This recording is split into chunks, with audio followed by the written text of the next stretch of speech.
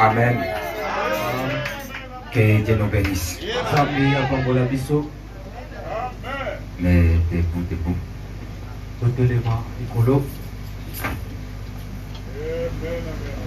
Prenons nos Bibles.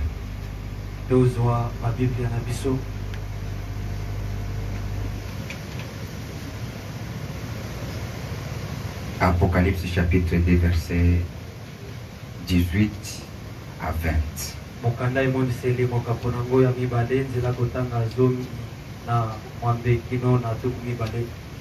Lisons. Écrit à l'âme de l'église de Thyatire.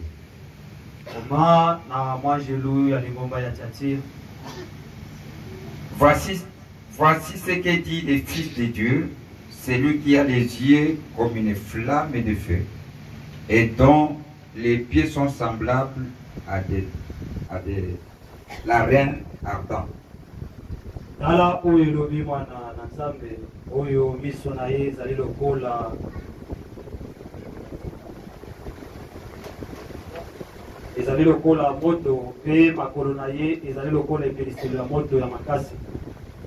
Je connais tes œuvres, ton amour, ta foi.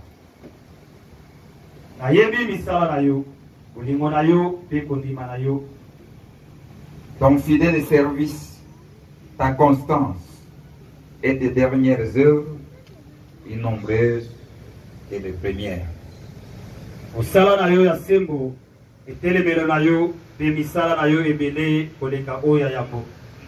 Mais ce que j'ai contre toi,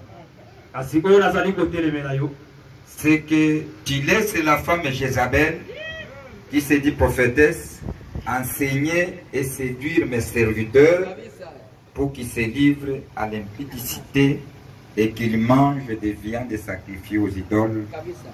Amen.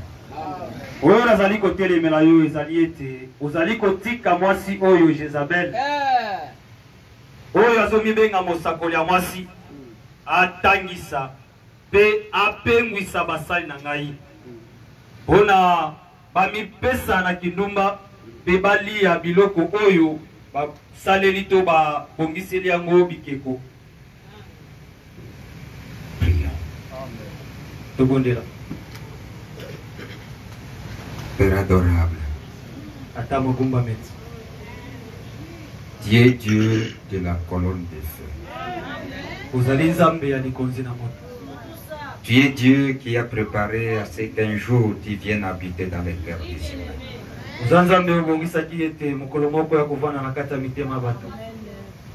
Toi qui étais invisible, un jour tu t'es fait visible pour venir nous racheter.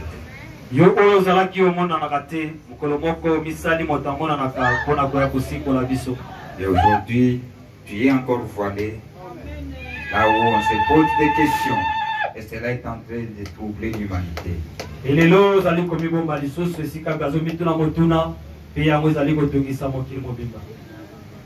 À des corps de cette terre, à qui nous nous regardons l'un l'autre, il y a des fois, c'est difficile de te connaître au milieu de ces êtres que tu t'es choisi qui sont faits.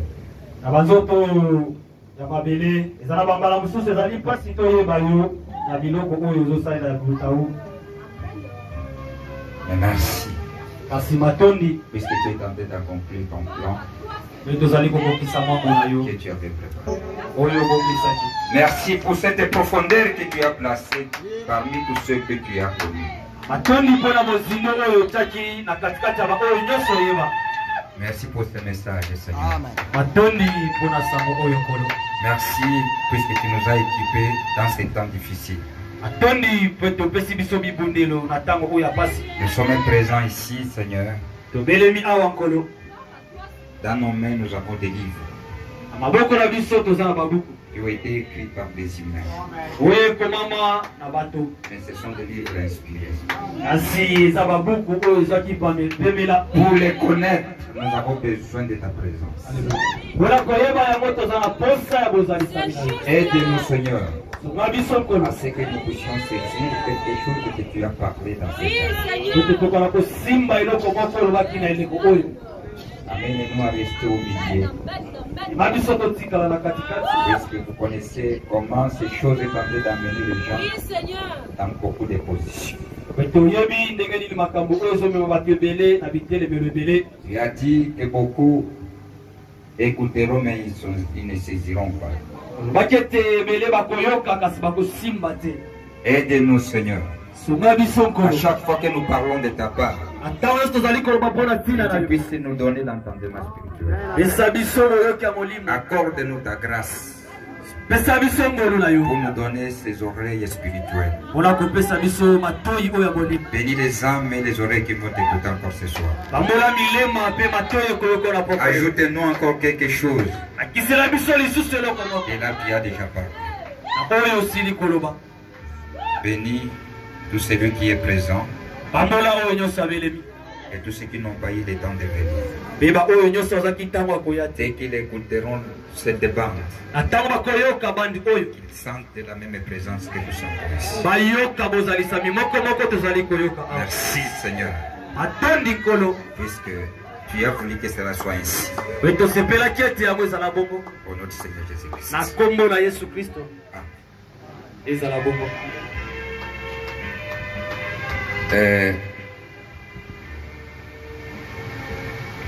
Il y a des choses qu'on est en train maintenant d'entrer qui demandent beaucoup de vos attentions pour que nous puissions saisir les choses réellement.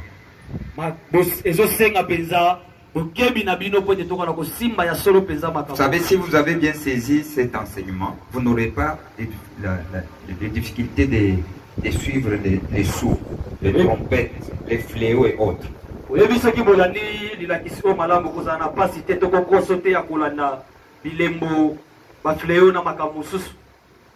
saurez, puisqu'on est en train de parler de tout ce qui était caché, qui est en train d'être révélé. Des choses, si vous lisez dans la Bible, c'est difficile de les retrouver. Mais, écoutant ce que Dieu a révélé les prophètes, c'est facile à retrouver cela dans la Bible. C'est pour cela que Dieu nous aide pour que nous puissions parler ça comme à des petits enfants.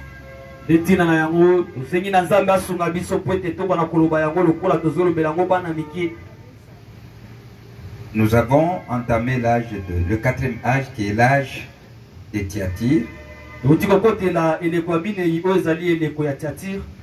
L'âge sombre. Cet âge ici, Satan est déjà couronné. Ce qui était comme des pensées, comme des choses qu'on pensait, maintenant, ça revêtit un corps.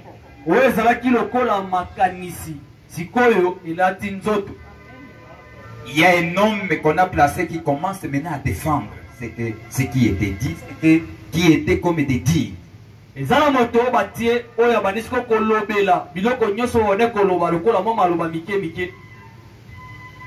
Que Dieu nous bénisse. Vous le verrez comment de lui présenter dans les sceaux la puissance qu'il avait déjà et la manière qu'il a tiré les gens.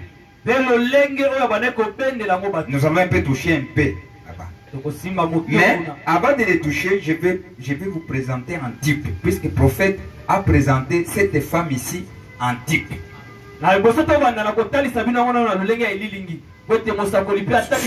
Suivez comment il a présenté ça. Dès que vous allez lire dans l'Apocalypse, vous saurez ce que Dieu est en train de nous parler.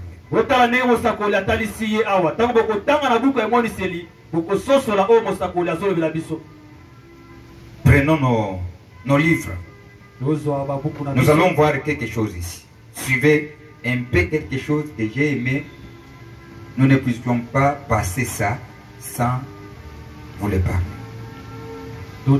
Allons sur page 208. Vous avez vos livres. Suivez un peu ce que le prophète va nous parler, va nous présenter de cette femme ici.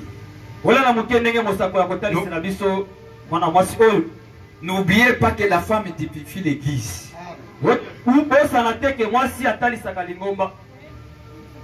Vous connaissez ça? Ok, suivez maintenant ici. À chaque fois que nous parlons de femmes, que cela ne vous achoppe pas, mes soeurs. On peut vous voir, on vous voit que vous êtes des femmes, mais vous n'êtes plus des femmes. Dieu vous a déjà fait son épouse. Cette femme que nous parlons ici, c'est une femme perverse.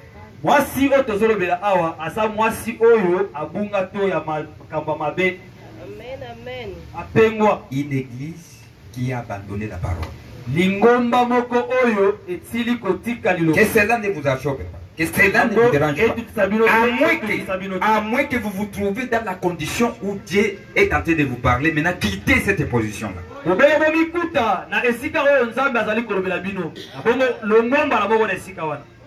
Vous devez d'abord vous connaître bien.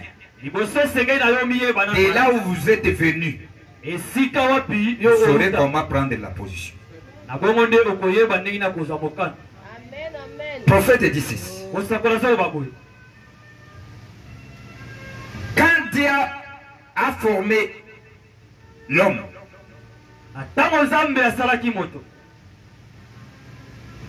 la femme était différente d'autres créations. La femme, comme vous, vous êtes différente d'autres créations. Vous devez connaître. Et vous ne venez pas de la semence originale. Vous êtes des dérivés. Vous devez connaître ça. Ne vous opposez pas.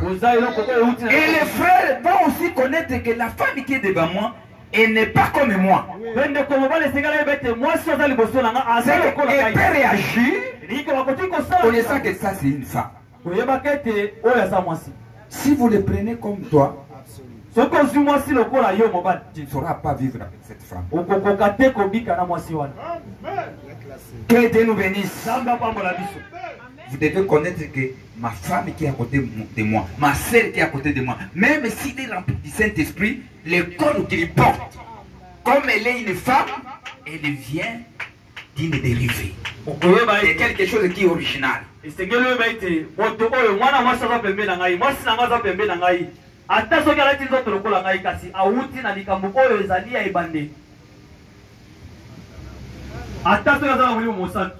Que Dieu nous bénisse. Amen, amen. Suivez ce que le prophète dit. Retournons au commencement. Dans la création physique originelle, telle que nous la connaissons aujourd'hui, Dieu a tout créé par Père. Mâle et femelle. Au moment qu'il est créé. Mais l'homme doit être créé seul et seul. Vous devez connaître la différence. Tout ce qu'il avait créé, c'était Père. Mais pour la femme, pour l'homme, il était créé seul. Maintenant, il crée l'homme à son image à lui. Différent d'autres créations qui ont été créées pas à l'image de Dieu. Mais la création a représenté la pensée de Dieu. À ce qui concerne l'image, il va dire cela à l'homme. Nous devons bien saisir. Que Dieu nous bénisse. Maintenant, regardez. La femme est maintenant être l'image de l'homme qui a été créé. L'homme, l'image de Dieu, mais la femme, l'image de l'homme. Que Dieu nous bénisse. C'est pour cela, c'est Maria, vous êtes en train de chercher votre caractère.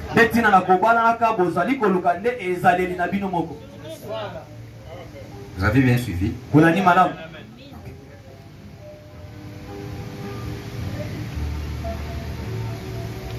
Tel que nous la connaissons aujourd'hui. Dieu a tout créé par père. Mâle et femelle. Les volailles par Dieu.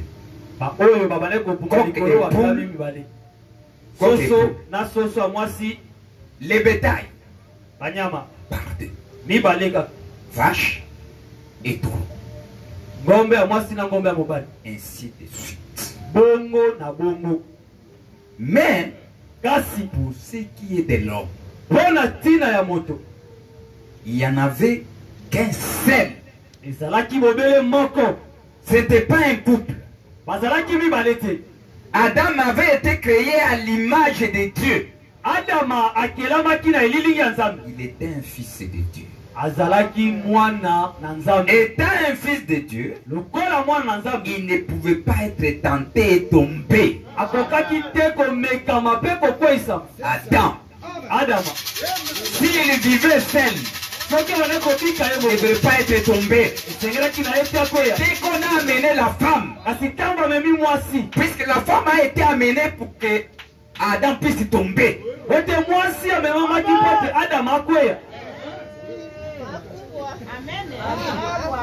C'est comme ça. S'il restait seul, c'était difficile. Pour que Dieu puisse réaliser son plan de la rédemption. C'était difficile.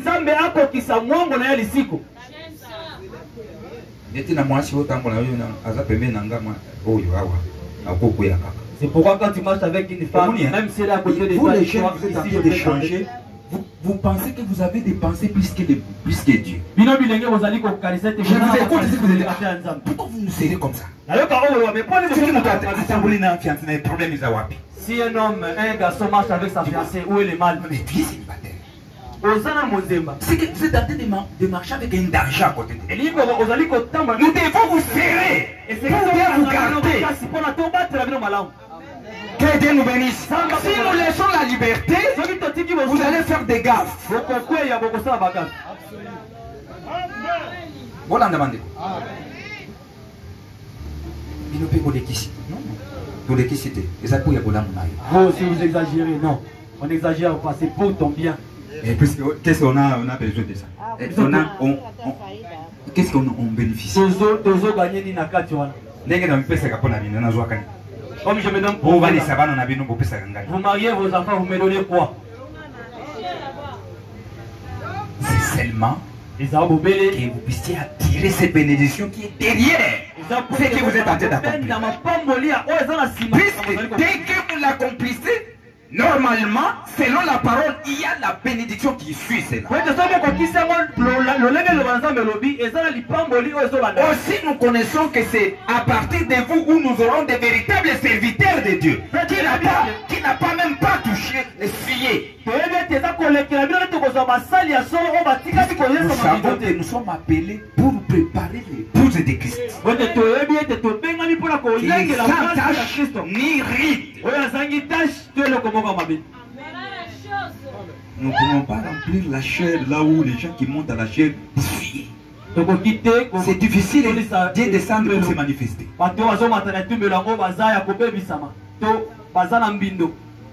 Que Dieu nous bénisse.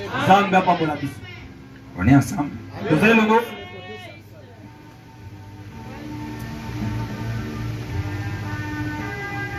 Mais pour ce qui est de l'homme, il n'y avait qu'un seul. Ce n'était pas un couple. Adam avait été créé à l'image de Dieu. Il était un fils de Dieu. Et étant un fils de Dieu, il ne pouvait pas être tenté et tombé. Cela aurait été impossible. Dieu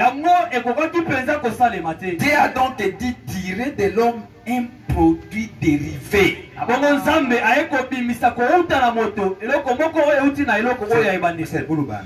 Ce qu'on oublie à mine dans le Camboyo, nous pas coupable. Le Seigneur dit Amen. Si vous dites Amen, Ne vous opposez pas. Dieu va vous bénir. C'est Dieu qui a voulu que tu puisses être né.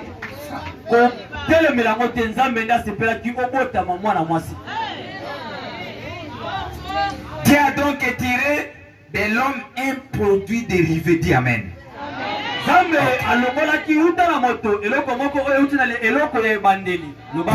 Pour provoquer la chute. Pour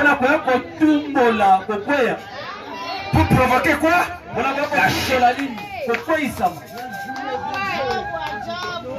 La femme n'est pas ici directement de la main de Dieu. Non.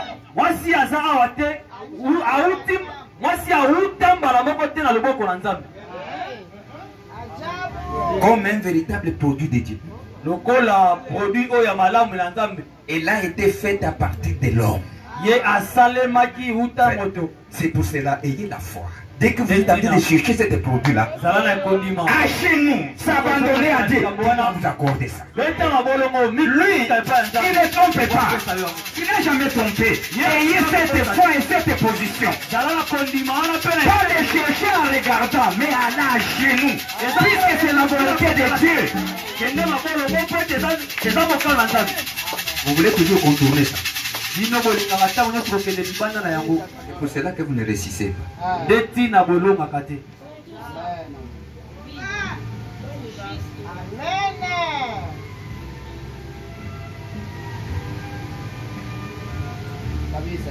Et quand Dieu l'a formée à partir de l'homme,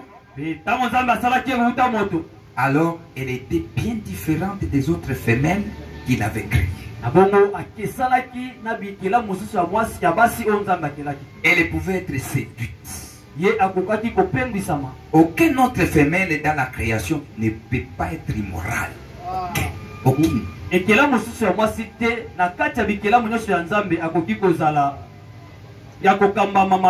Mais la femme peut être touchée de n'importe quand. C'est cette faiblesse-là. C'est cette faiblesse en elle qui a permis à Satan de les séduire au moyen du serpent, qui a mis la femme dans une position très particulière vis-à-vis de Dieu et de sa parole.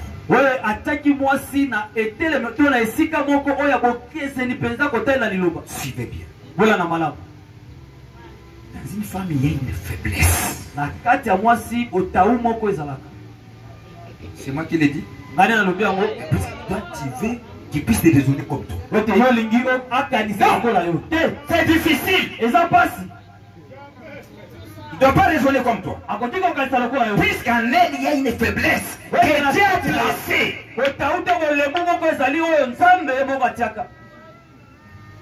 Que Dieu a placé comme ça. Et c'est cette faiblesse que Satan a profité.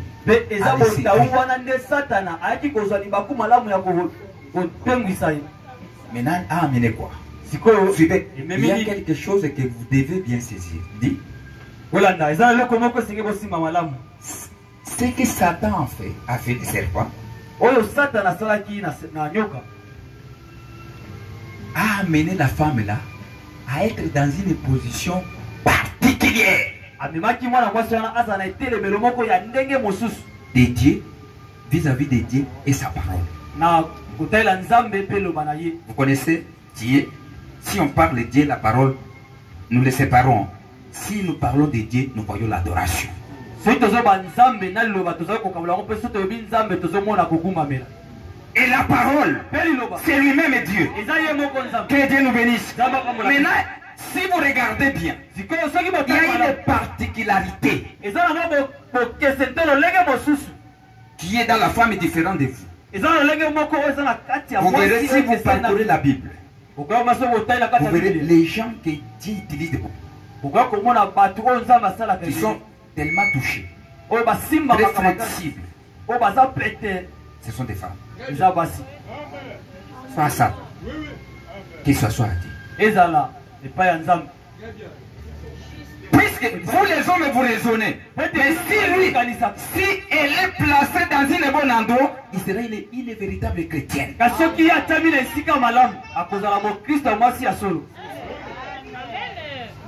Que Dieu nous bénisse. Différent de vous.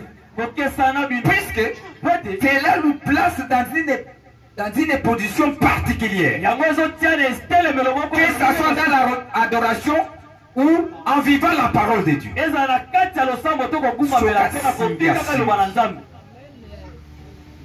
Banani batandela ba Yesu maputa. Komona ke bazaki ba mibali. Banani bakutana ki na Yesu era se kwaki. Et Dieu nous bénisse. Qui a suscité la foi pour que Lazare puisse être ressuscité? Si ce n'est que les femmes. Que Dieu nous bénisse. Que Dieu nous bénisse, mes frères. Le temps naquit de Dieu dans la présence de l'adoration. C'est eux qui attirent même.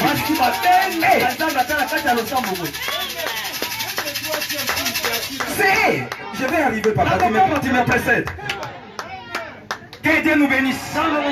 Vous verrez les actions de la manifestation du troisième pôle. Si vous pouvez compter les étapes, vous verrez les niveaux. C'était toujours des femmes. Il était accompli à Meda, à Atiraït, et à la montagne c'était maintenant l'homme et la nature. Au moment qu'il avait arrêté l'ouragan, c'était maintenant la nature. Que Dieu nous bénisse. Que Dieu nous bénisse maintenant. Tentez de voir.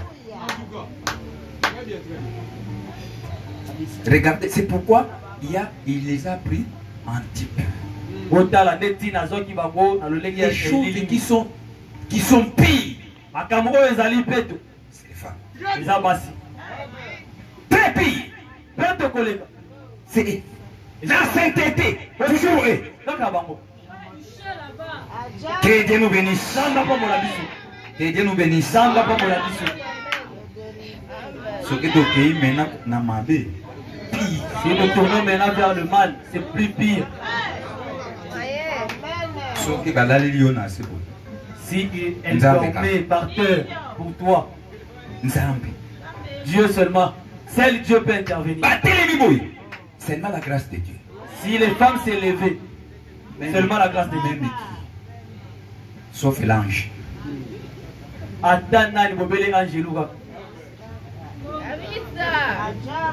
Que Dieu nous bénisse, mes frères.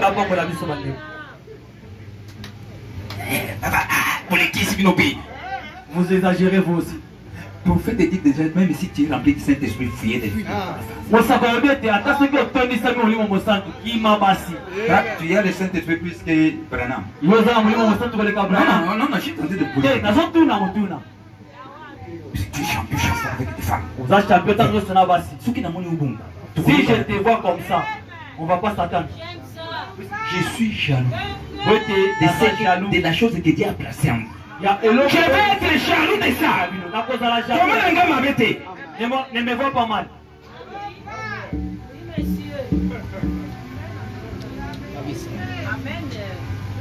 Suivez maintenant.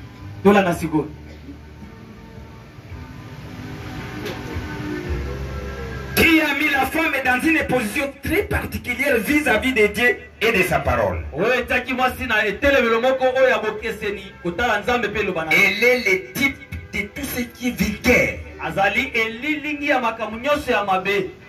vil et répugnant d'une part.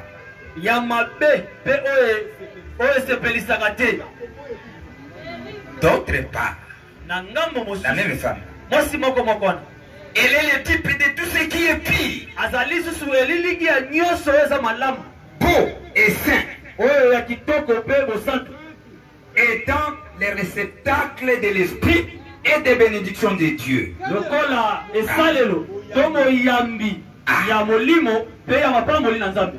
La femme. Que Dieu nous bénisse. Au moment que Jésus est en train de prêcher, il y avait 10 femmes qui ont laissé tout. Ils étaient à côté de Jésus.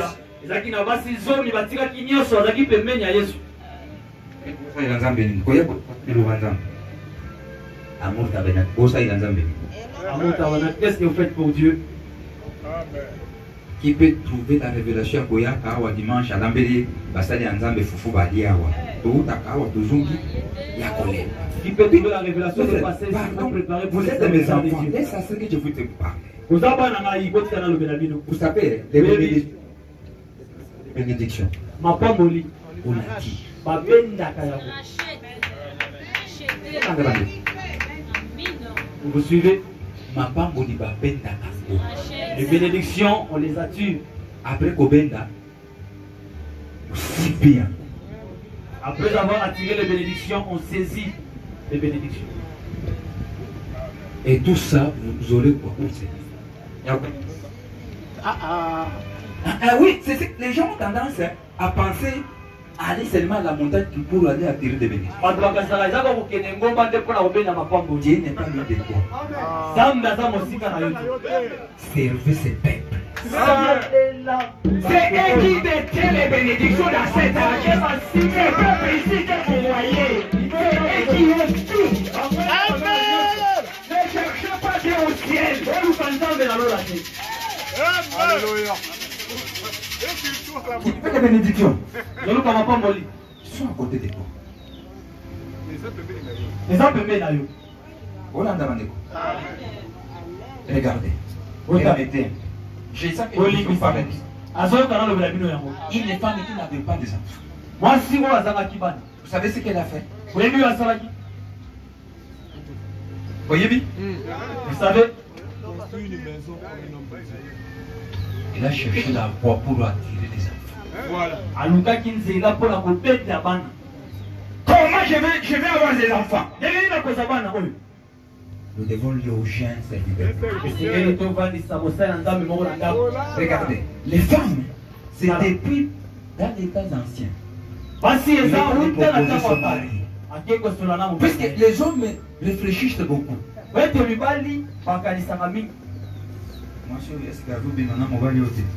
Cette femme ne couche pas avec cet homme. Comment il peut penser comme ça? Tout un célibataire. Nous ne connaissons même pas là où il vient. Je pars au travail le matin, je me pose des questions. Elle n'a jamais pensé à ça. Moi, c'est Regardez. Devant Jésus. Jésus au prix. Il s'est révélé à qui? C'est un homme. Nous devons respecter nos frères ici. On a tendance à négliger comme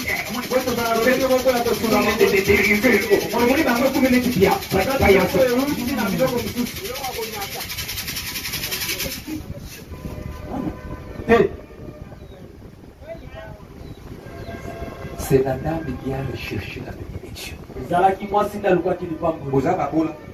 Vous êtes les pauvres. Cherche la richesse si tu veux.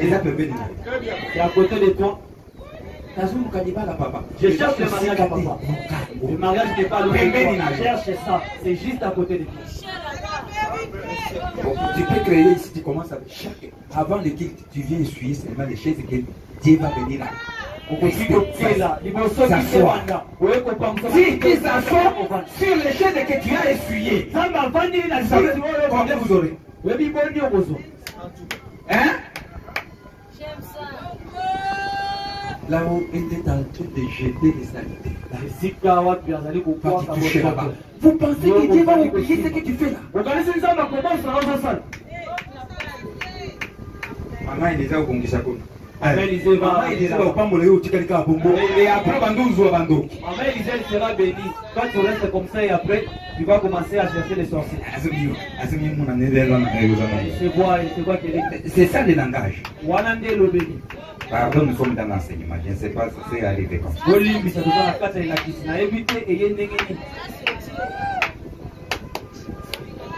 Elle est le type de tout ce qui est vulgaire. Vil et répugnant, d'une part. Et d'autre part, elle est le type de tout ce qui est pire. Beau et saint. Étant les réceptacles de l'esprit et des bénédictions de Dieu.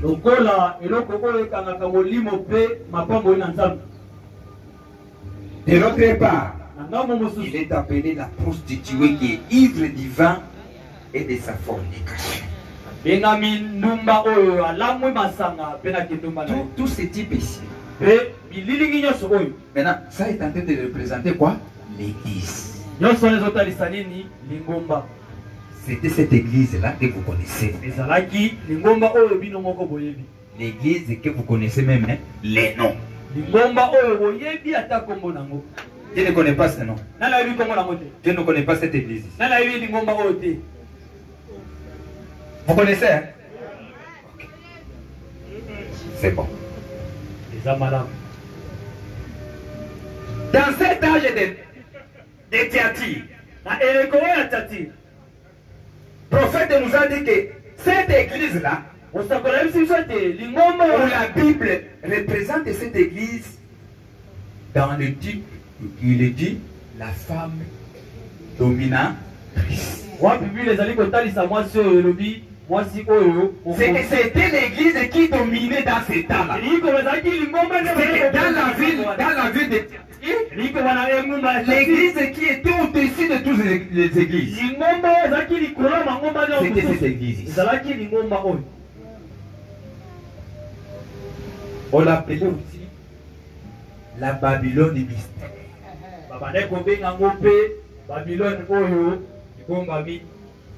La grande prostituée. Pourquoi l'appeler la grande prostituée? Il s'est prostitué avec l'État. Au moment que l'Église a fait quoi? Le mélange de l'Église à l'État. Il s'est prostitué. Il a fait entrer tout. Les adorations ancestrales. Tous les dieux qu'on avait mélangés. Que Dieu nous bénisse. Dans le même âge, la Bible dit qu'elle est Jézabel. Pourquoi c'est Jézabel qui a introduit l'idolâtrie.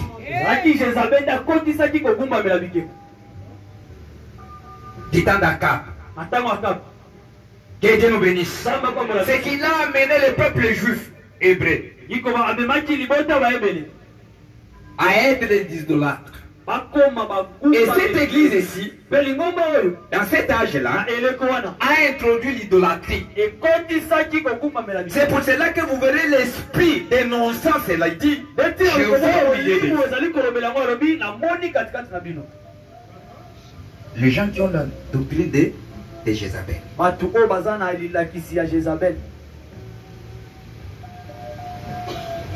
L'église avait rejeté la parole et détruit les Bibles ainsi que le précieux écrit dans mes pieds. Tout.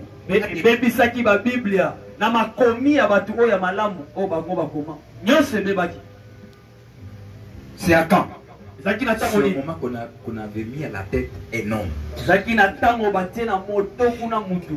qui est sorti du conseil d'Nicée.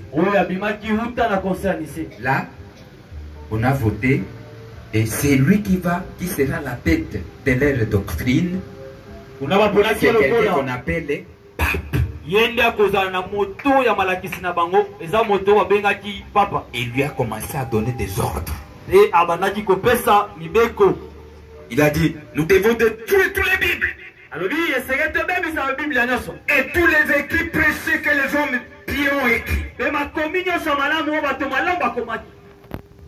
Et il a mis à mort tous ceux qui prêchaient la vérité. Il n'y a pas une autre vérité. Si seulement c'est que je vous ai tenté de vous dire. C'est que je vous prêche. C'est celle qu'on va prêcher partout dans le monde entier. Bolanda, vous suivez? Que Dieu nous bénisse. Dans ce temps-là, la bête a eu le pouvoir de parler. Il était sur le cheval et il s'est donné un nom qu'on appelait la mort. Dans tous ces âges-là, premier âge, deuxième âge, troisième âge, n'avait pas les noms. Il arrive là, il se donne un nom. Que Dieu nous bénisse. La mort. Maintenant, il fait le mélange de tous les pouvoirs qu'il avait. Il se confine dans une couleur pâle.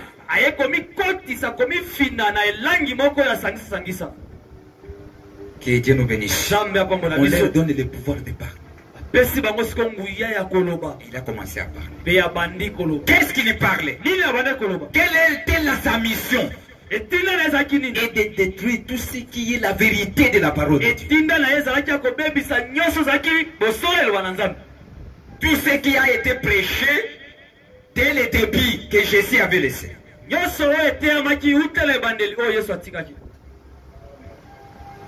Il a mis à mort tout ce qui prêchait la vérité. Il a pris le pouvoir sur les rois,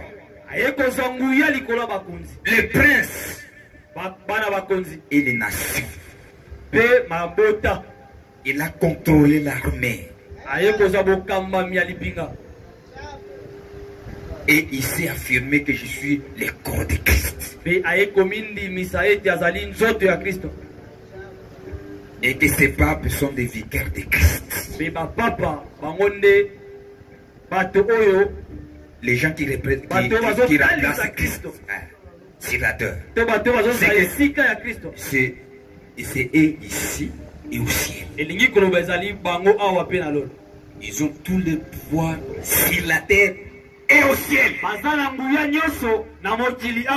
C'est cela qui va dire. Nous avons le pouvoir même de faire quitter les gens sur le purgatoire. Qui est mort, vous payez seulement l'argent. On est capable de ramener celui qui est mort et l'amener dans le paradis.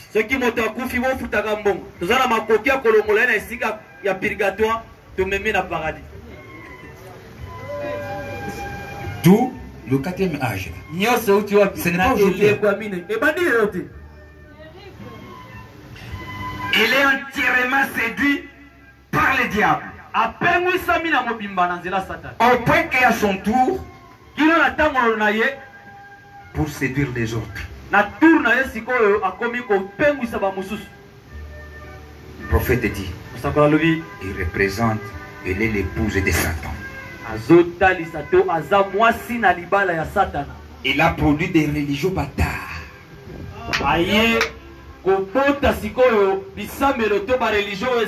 moment qu'il a amené ces enseignements-là, il a commencé à faire quoi? Puisqu'il a commencé quelque part. À Tiati. Dans cet âge des ténèbres. À partir de cet âge-là, il y a eu des prédicateurs qui ont commencé à prêcher ce qu'on appelait les prêtres. Ils sont allés dans le monde entier prêchant leur doctrine.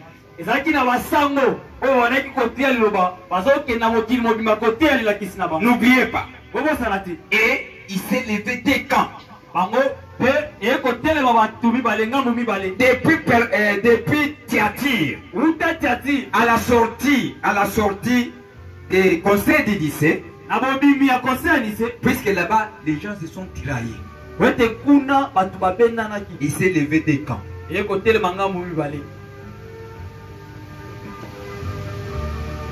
Les deux camps là, chacun avait sa manière de présenter la parole. C'est à partir du conseil de lycée où le Saint-Esprit avait quitté. Il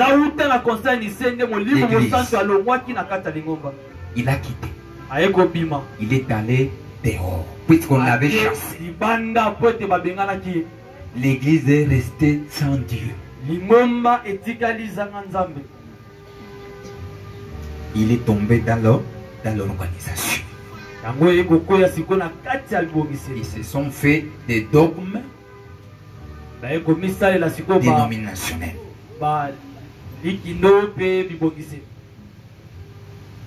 Que Dieu nous bénisse. Il s'est levé des camps. Les deux camps qui se sont levés, c'était quel camp? D'abord, au moment qu'il a dominé, que ce soit la religion, la politique, l'armée, finance, tout était sous son contrôle. Vous avez échappé. C'est difficile. Puisque tous les systèmes étaient sous contrôle papal.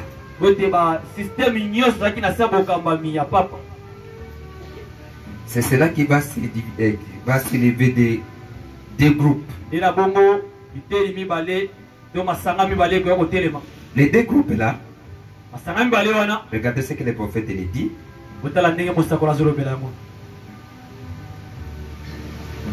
Pendant longtemps, l'église avait été divisée en deux groupes.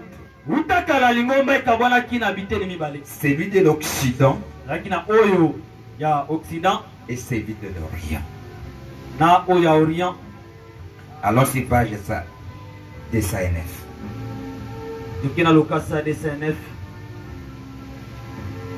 Dieu n'a jamais manqué de témoins.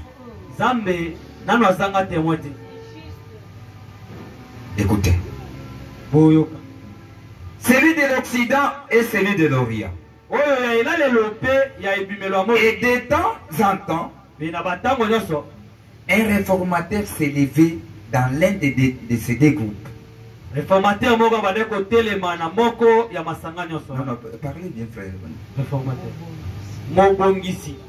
Beaucoup de gens écoutez. Les deux groupes là, il y avait des gens qui étaient suscités qu'on appelait les réformateurs. Ils prenaient la position de Dieu. On est ensemble.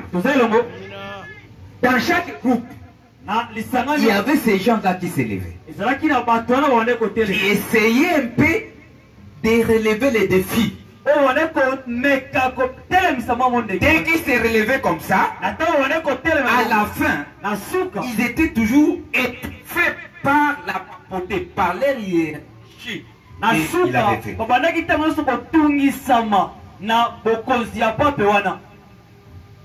C'est cela du parti du côté Occident. L'un de ces hommes fut François Assise,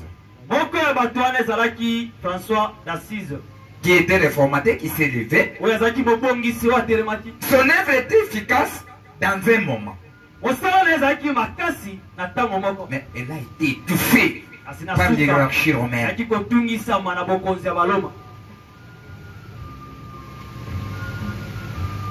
Étouffée.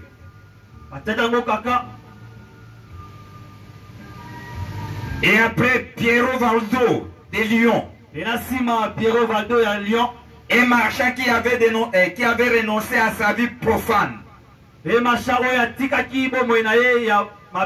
servait le Seigneur avec beaucoup d'ardeur. Et il attira beaucoup de gens en lui. Mais le pape, entravant son œuvre, et les communia.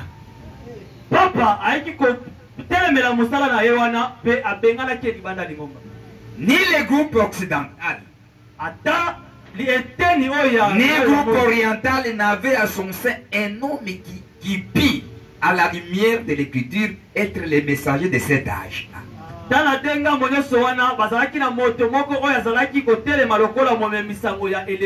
Les gens qui s'élevaient là, ils étaient des gens qui étaient déjà c'est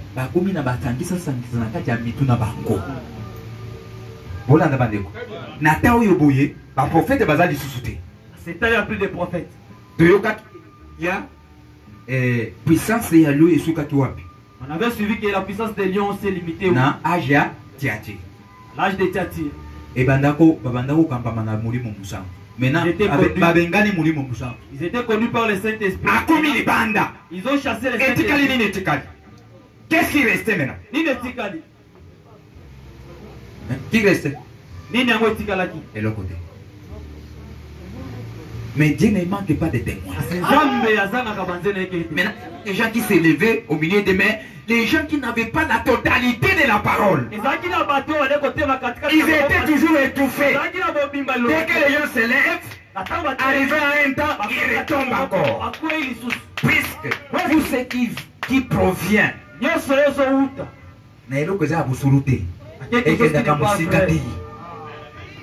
ça n'évolue pas loin, ça n'évolue pas longtemps. Nzamba pambola biso. Bokota la soki église bandé na division. Et bota kabana ensemble té. Et bota titi enta, omuni bata mususu, bantu kabona. Bako bota kaba bandi. Batu ya makelele, batu ya kutomboka. Tous les ministères nés dans ces églises-là, des bâtards. Le tomo nyose bota mana mangomba wana ezabana batata. Détena bikota kota, il faut kota obanda kendengeni. Moto abanda église na ye. Oki okota kaka puisque bazo yemba malamu, bazo sauter malamu. Ah, demandez d'abord. Comment il a commencé. Dengeni ni yabanda ki lingomba. Puisque l'onction c'est l'homme. Que Dieu nous bénisse. L'onction c'est l'homme. Et ça moto. Hollandais bandeko. Soka zali maintenant na onction ya eutaki na ndenge ya malamu. Si la onction qui ne provient pas de quelque chose de bon ne produira jamais Dieu. Ni le groupe occidental, ni le groupe oriental n'avaient à son sein un homme qui put, à la lumière de l'écriture, être les messagers de cet âge.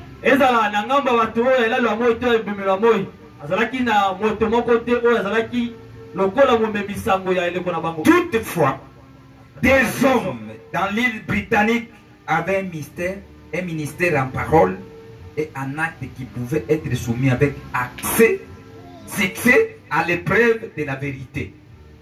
Baramingi na kati ya il ezalaki na batei to batu oyo bakokaki kozwa liloba wana batu mibale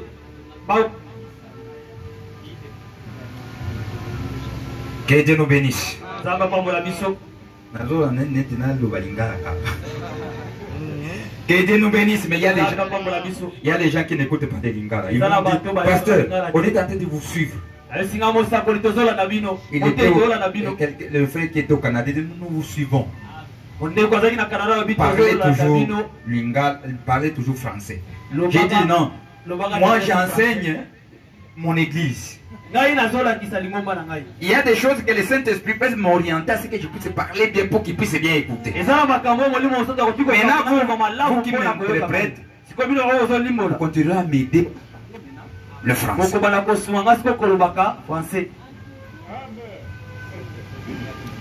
Est-ce que Baoutou Nangaba tu baza Canada?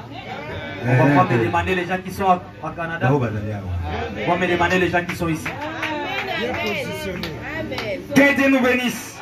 Maintenant il y avait des gens dans l'île qui manifestaient la puissance de Dieu. C'était Saint Patrick et Saint Colomba. Saint Colomba qui échut le rôle de messager dans cet âge-là. Le prophète a regardé, il a pesé, il a regardé comment ces deux hommes-là ils ont fonctionné. Selon les choses qui s'est manifesté à travers les ministères. Il va voir que celui qui est le messager, qui est le réformateur de cet âge, c'était Colomba. Mais Colomba est venu après Saint Patrick. Après 60 ans après. C'est là que Colomba doit être né. Maintenant, qu'est-ce qui a attiré Frère Branham à Saint Patrick? Il y a quelque chose, il y a son histoire qui a attiré notre prophète. C'est un homme saint, rempli du Saint-Esprit. Écoutez comment il est en train de parler de cet homme ici. Bien que les messagers de l'âge de Thyatire soient Colomba, je désire m'attarder un peu sur la vie de Saint Patrick, qui est un exemple pour nous. oyo azalinda kisapona biso. S'il dit il est exemple pour nous, nous aussi nous devons connaître pourquoi il est notre exemple. Soki alobi azalinda kisapona biso, biso pe sele toyeba pona nini azalinda kisapona biso. Suivez. Bolanda. Saint Patrick est notre exemple. Bo Saint Patrick na kisana biso. Et aussi pour montrer la fausseté de la revendication de Rome selon laquelle Saint Patrick serait l'un des siens. Lokuta et kosunga biso to soso la koyeba lokuta yaba loma. Frère, aidez un peu les frères ici. Vous restez seulement là-bas, vous êtes là, aidez notre frère. Vous êtes des militaires, il faut être souple.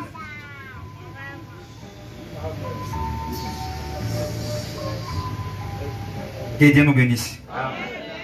Bah frère, comment d'aller là, hein? Ce qui pour mon ni quand même j'en ai dit de yo télémi ou yo suki. Et avant de nous moquer. Ce qu'on l'aime, c'est comme ça qu'on pour que nous puissions réussir. Que Dieu nous bénisse. Que Dieu nous bénisse. On est ensemble. Vous êtes en train de suivre. Vous allez regardez pourquoi le prophète dit que Saint Patrick notre exemple.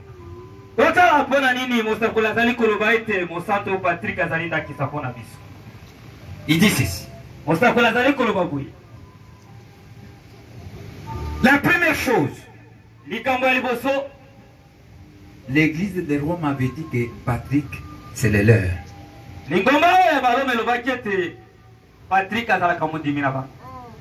Mais si nous regardons sa croyance, c'est différent. Un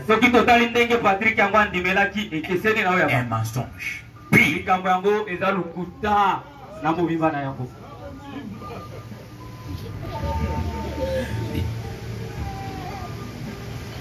Je désire m'attarder un peu sur la vie de Saint Patrick qui est un exemple pour nous, aussi pour montrer la fausseté de la revendication de Rome selon laquelle Saint Patrick serait l'un des siens.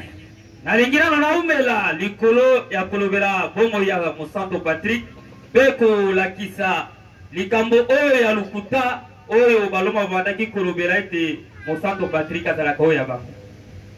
Il dit aussi que Jeanne d'Arc aussi. Lingomba ango ba mupelo biese Jeanne d'Arc pe azalaki ya bango. Tout ça fausseté. Nyonso wana lukuta na lukuta. Saint Patrick est naquit de la sœur de Saint Martin. Mosanto Patrick oyo abotama na ndeko mwasi oyo azalaki ndeko ya mwasi ya Mosanto Martin. Dans le village de Bonneverne, au bord de la Clyde. Mboka na bango ezali Bonneverne, una zinga na mboka ya Clyde. Écoutez son histoire. Un jour, alors qu'il jouait avec ses deux sœurs sur les berges,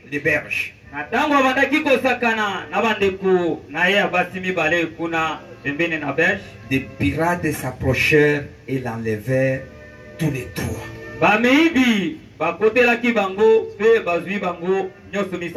Et nul ne sait ce qu'il en devenait des sœurs. Ces quatre de son vrai nom. Patrick s'y vendit à un chef irlandais du Nord.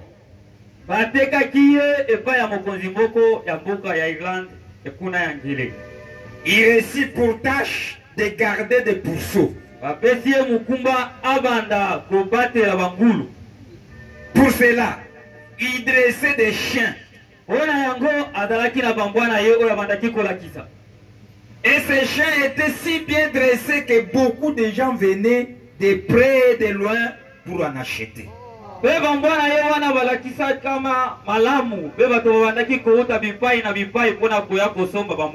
Il se détourna vers Dieu, il fut sauvé. Il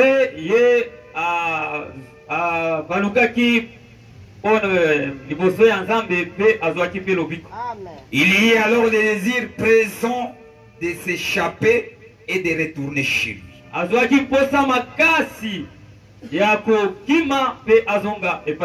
Auprès de ses parents.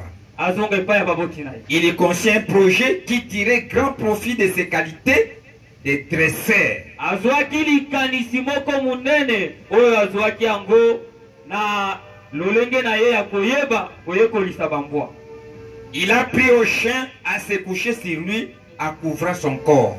Ye ateyaki bambwa na ye bayeba ndenge nini bakoki kozinga ye na nzoto mobimba. Vous êtes en train de suivre, hein? Il a formé ses chiens, il les forme pour qu'ils puissent connaître comment ils peuvent venir le couvrir. Ye alakisaki bambwa na ye ndenge nini olenge nini bakoki koya pene na ye pe bazingi ye na mobimba. Et là, il a déjà le sali. Pe wana azwaki lobiko. Il était déjà sauvé. Azwaki lobiko na ye. Et il a appris au chien à se coucher sur lui en couvrant son corps et à ne pas bouger jusqu'à son ordre. Ye ateyaki balakisaki bambwa na ye lolenge nini bakoki koya kozinga ye pe amibombi mobimba. Wana bakoningana te soki ye alobela bango. C'est qu'il connaissait, il avait la révélation des choses qui vont arriver. Yango etalisi ete azalaki na emono pe ayebaki nini kokomela. Ainsi, un jour, que son propriétaire vendait plusieurs chiens. Naboye mokolo moko moto moko azalaki na bambwa na ye bandaki koteka bambwa. N'oubliez pas, on ne peut pas prendre la dîme des chiens. Obosana te biso tozwaka moko ya zomi mbongo yo uti na mbwa te. Oteki mbwa na yo kopesa nga dîme na yo te. Papa dîme oyo et uti na mbwa ozolinga koboma ngaka. Si vous vendez vos chiens, ne donnez pas les dîmes. Si vous me les donnez, c'est pour me tuer. Et l'argent de la prostitution, ne me donnez pas.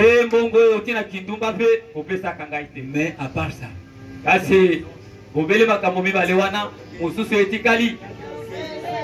oteki masanga na yo. Même si tu vendais les bières, amen, les dîmes. Puisqu'on peut recevoir même la dîme des païens. Sauf l'argent qui provient des chiens et la prostitution. Le reste,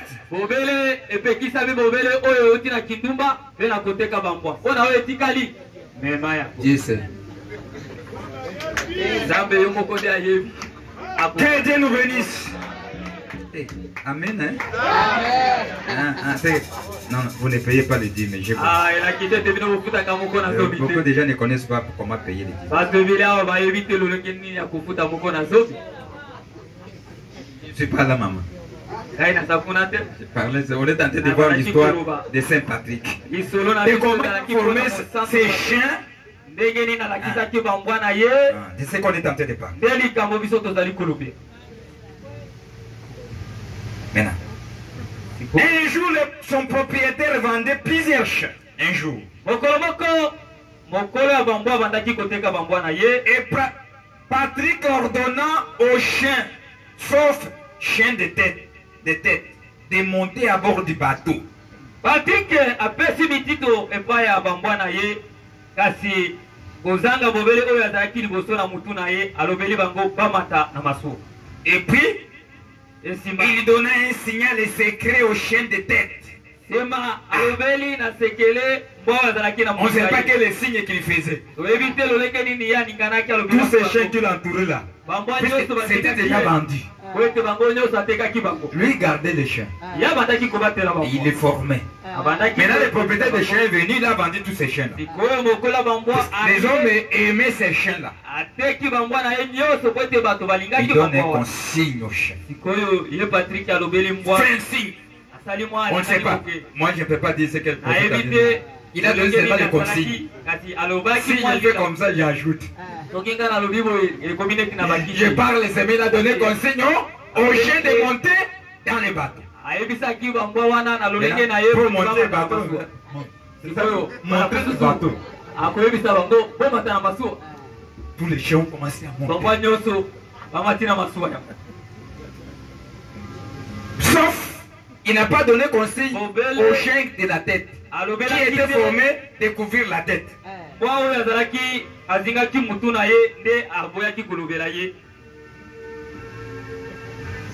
Il donna un signe secret aux chiens de tête.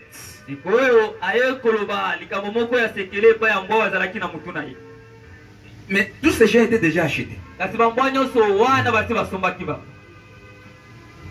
tous les chiens ont pris la fuite. Maintenant l'acheteur a regardé les gens ont fui. Il commence à aller récupérer les chiens. Dès qu'il est allé récupérer les chiens, c'est Patrick. Il monte dans le bateau. Dès qu'il a monté dans le bateau, il dit aux chiens qui étaient là, couvrez-moi. Abatami nasi ya bamboa. Maintenant l'homme est allé chercher les chiens là-bas. Les chiens qu'on avait fait un signe là-bas. Puis donna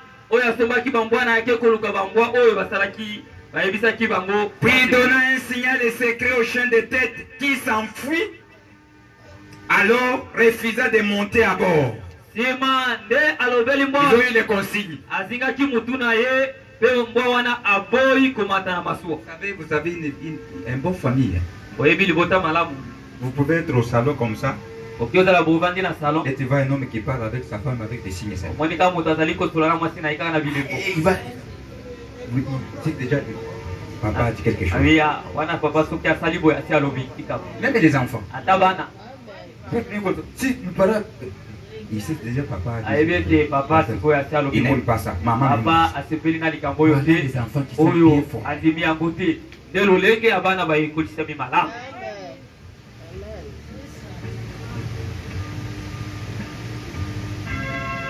Pendant que les maîtres de l'acheteur tentaient d'attraper les chiens, Patrick monta à bord du bateau.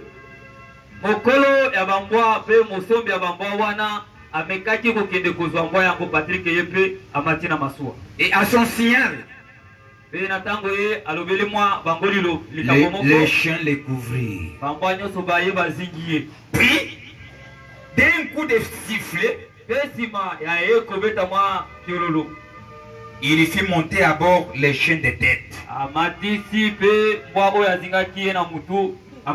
Les chiens qui ont fui par les signes secrets. Les chiens de tête, ils ont fui. Maintenant il fait. Tous les chiens là où ils étaient fuis, ils ont rentré vite vite et ils ont entré dans le bateau. L'acheteur va s'étonner. Hein? Qu'est-ce qui se passe ici? Vous êtes en train d'écouter cette histoire? Okay.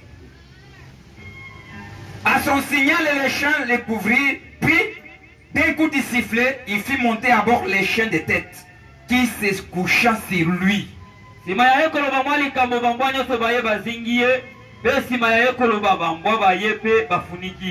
Comme on ne voyait Patrick nulle part,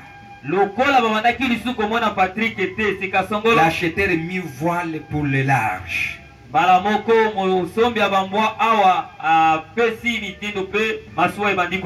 Et une fois le capitaine parvenu trop loin pour pouvoir faire demi-tour,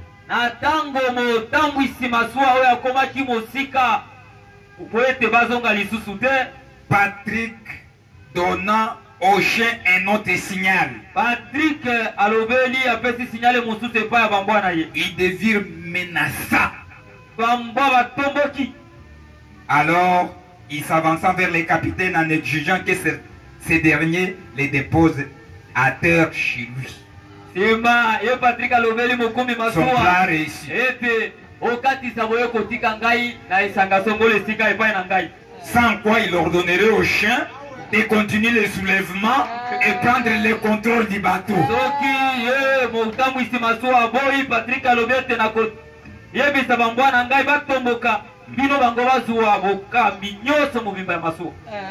Cependant, les capitaines étaient chrétiens et aussi.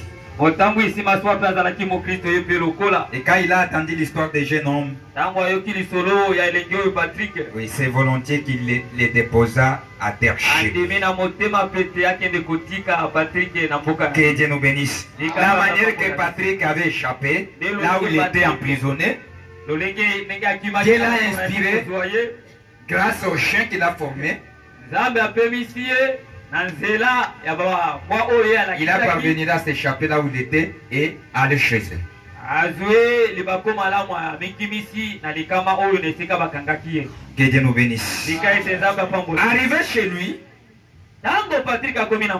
Patrick suivit l'enseignement d'un institut biblique. Patrick alandaki malakisi na maitero ya kulakisa Biblia. Puis retourna en Irlande, où il gagna des milliers d'âmes en Christ par la parole et la puissance de Dieu manifestée à travers signes et prodiges. Azongaki na mboka Irlande be batu ebele bandimelaki bapesi bomo ya epai ya Kristo na nzela ya liloba pe makambo minene oyo Nzambe atalisaki na bilembo pe makambo. Jamais il ne s'est rendu à Rome.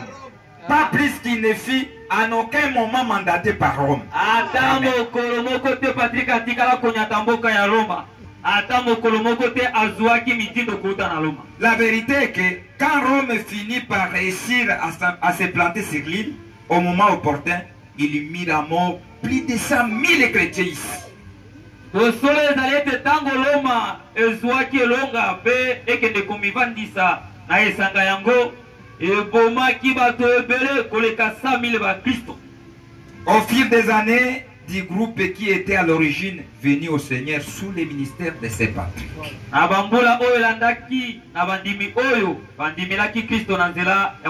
On les a tués tous, on les a éliminés. Environ 60 ans après la mort de Saint Patrick, Naki Colomba, dans le comte de Donegal en Irlande du Nord. C'est là où Colomba était né.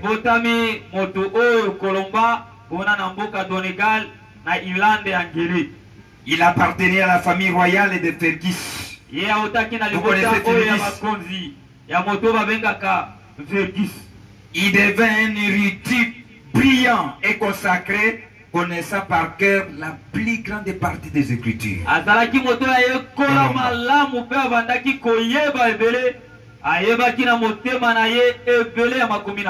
Et d'une voix audible, Dieu l'appela à être missionnaire.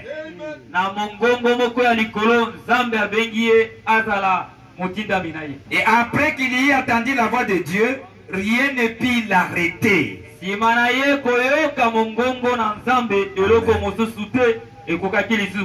Et son ministère miraculeux a poussé de nombreux historiens rangés aux côtés des apôtres. On l'a arrangé du côté des apôtres.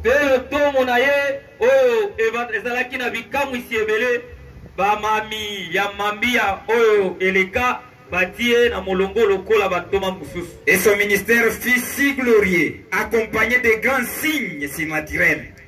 Certains, surtout des têtes passantes à Rome, ont pu exagérer les récits qu'on avait fait. Ils ont exagéré même. Le tomo na ezalaki ya kembo koleka pe bikamu isi pe bilembo makambo ya Nzambe na likolo mandaki kosalema bamoko na bato bakanisi kuna na Rome balobi ete balekisaki tango bandaki kolobela makambo. Vous savez, et amener toujours les gens à douter de la vérité. C'est ce qui était leur arme. Puisque Satan, pour détourner les enfants de Dieu, il va commencer à te faire douter de ce que tu crois. C'est ça l'arme de Satan. Et en voyant la position de Colomba qu'il avait, ils ont commencé à amener les gens de douter de ce qui se faisait.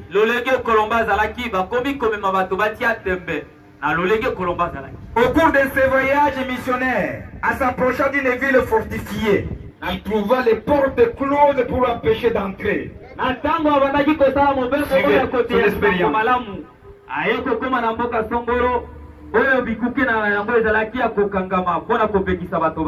éleva la voix en prière pour dire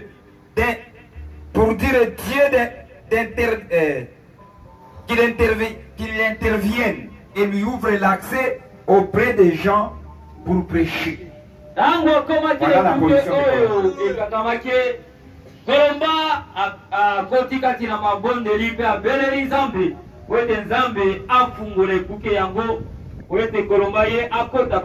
ce temps-là, les gens avaient l'habitude de faire de clôture. Il arrive là, moi j'aime prêcher dans cette ville ici. On avait fermé la porte. kasi ye ntango akomaki kuna alobi ete nalingi nakota na mboka oyo nakoka te. Si je toque, on ne doit pas ouvrir.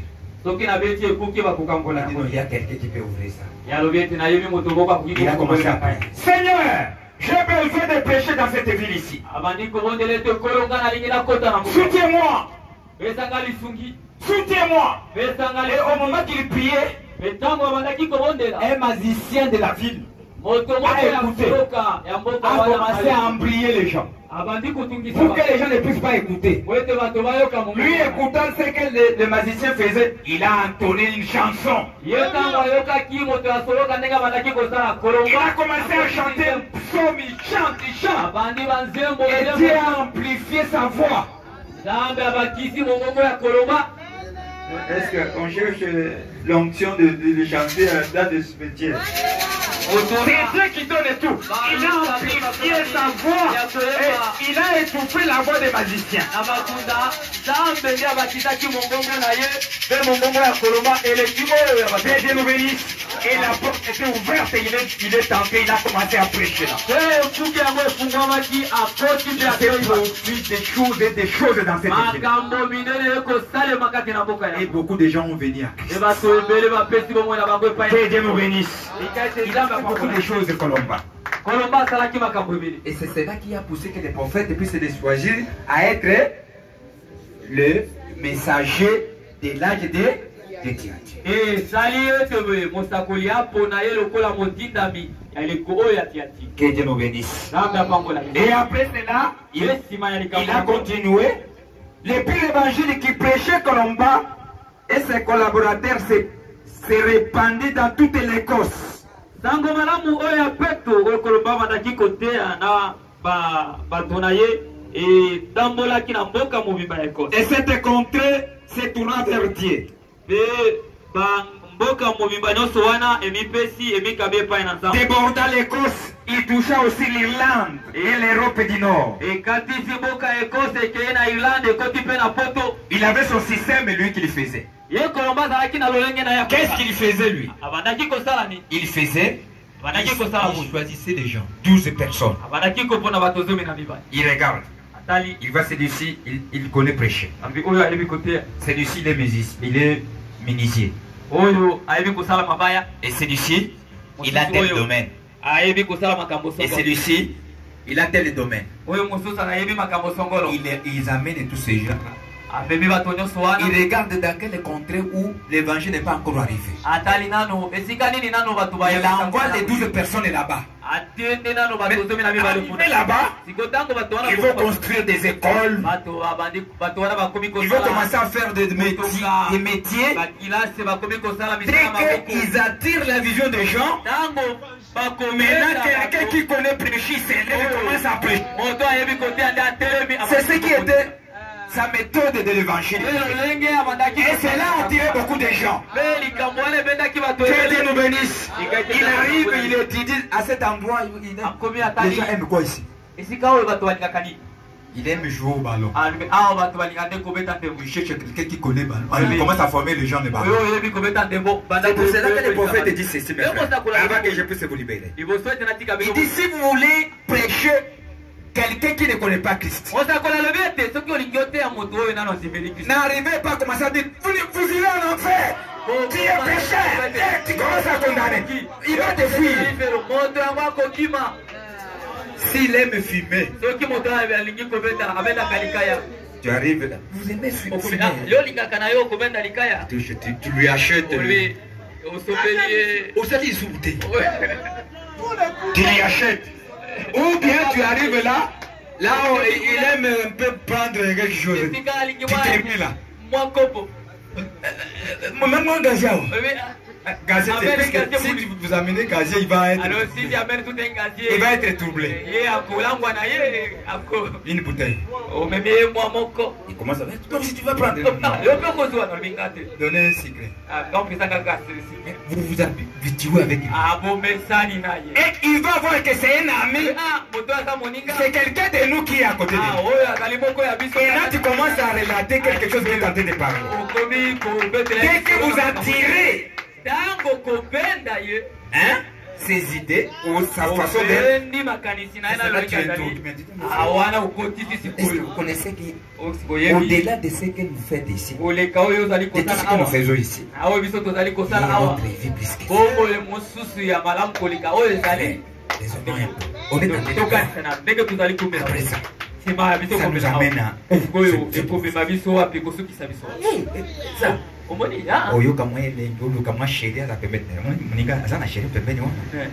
il va lui donner combien? Chérie là, puisqu'il ne va pas le laisser. Mais il va demander quelque chose. Il va demander quelque chose. Maintenant. Tu as les salaires de toi. Maintenant là, tu lui as donné combien? Tu vois? Mais l'argent que tu devrais payer, tu vois comment la boisson est tenté de nous amener? Tu dis la vérité. Tu vois comment on a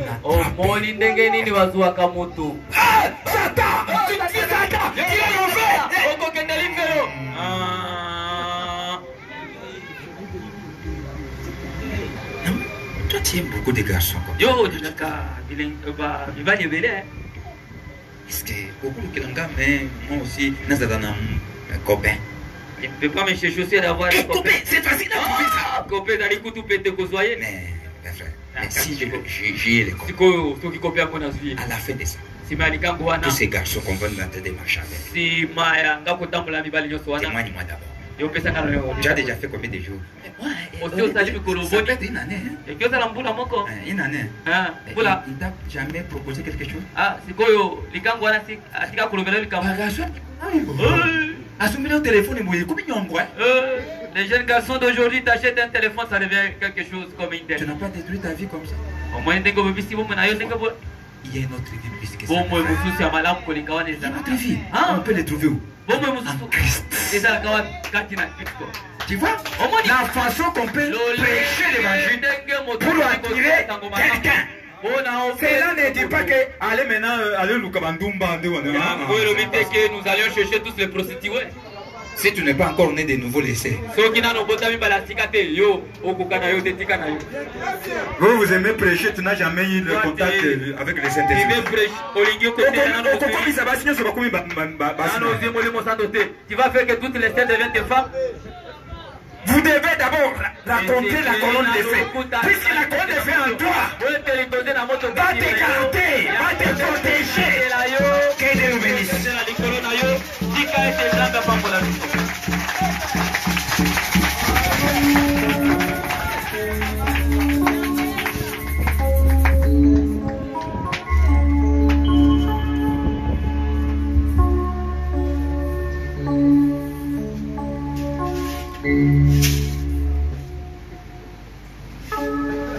Gloire.